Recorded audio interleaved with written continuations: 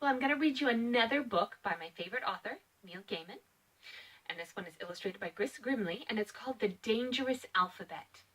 And for this book, I'm going to start with something a little different. Sometimes a book has what's called a foreword. And the foreword is a little bit of information before the story actually starts. And sometimes it's really good to read the foreword because it can tell you something that you maybe need to look out for in the story, or maybe some little background information that you should know before you start reading. And sometimes the foreword is really great to read because it's fun, or it tells you little inside secrets.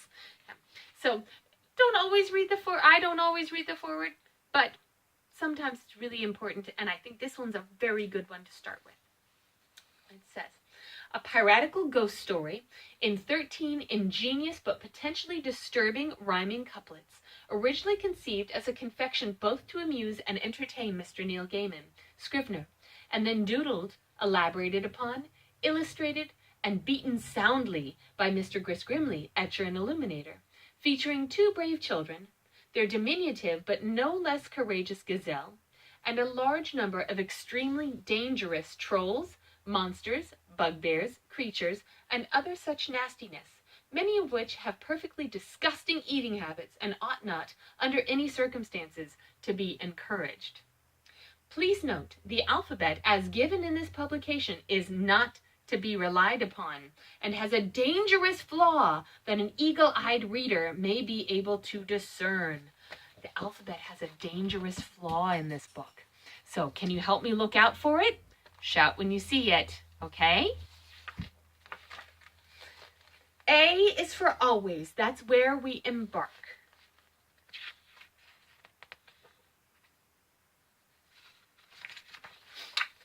B is for boat, pushing off in the dark.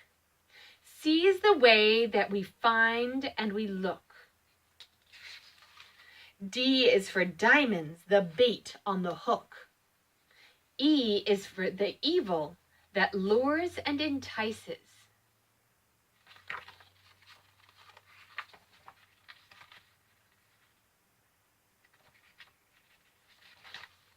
F is for fear and its many devices. G is for good, as in hero and mourning. H is for help me, a cry and a warning. I am the author who scratches these rhymes. J is the joke monsters make of their crimes. K's but a kiss, lovers glow with elation. L is like Evan, their last destination. M is for mirrors you'll stare in forever. N is for night and for nothing and never. O is for ovens far under the street. P is for piracy, blunt or discreet. Q is for quiet, bar one muffled scream. R is a river that floats like a dream. S is for somewhere, a skull and its smile. T is for treasure heaped into a pile. You are the reader who shivers with dread. W's warnings went over your head. V is for vile deeds done in the night. X marked the spot if we read the map right. Y's your last question, the end of the ring. Z waits alone, and it's not for a thing. Did you see the error? Did you find it? Did you hear it? Let's look together. So I noticed that it goes A, always, B, boat, C, D, E, F, G, H, I, J, K, you saying it with me?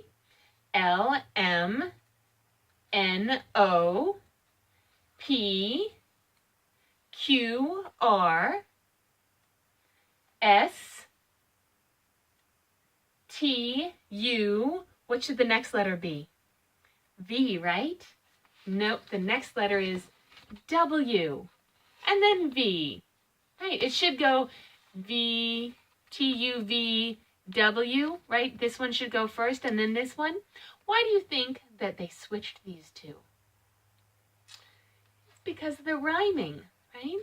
So it wouldn't have sounded right had we said, T is for treasure heaped into a pile. You are the reader who shivers with dread. V is for vile deeds done in the night. That doesn't rhyme. That's why it has to go, you are the reader who shivers with dread. W's warnings went over your head. So the author took some liberties with the alphabet, included all the letters, but he switched the order of the two of them. That's why I think it's important to read the foreword in this one, where it says, the alphabet is not to be relied upon. What do you think? Was that kind of a neat thing to explore?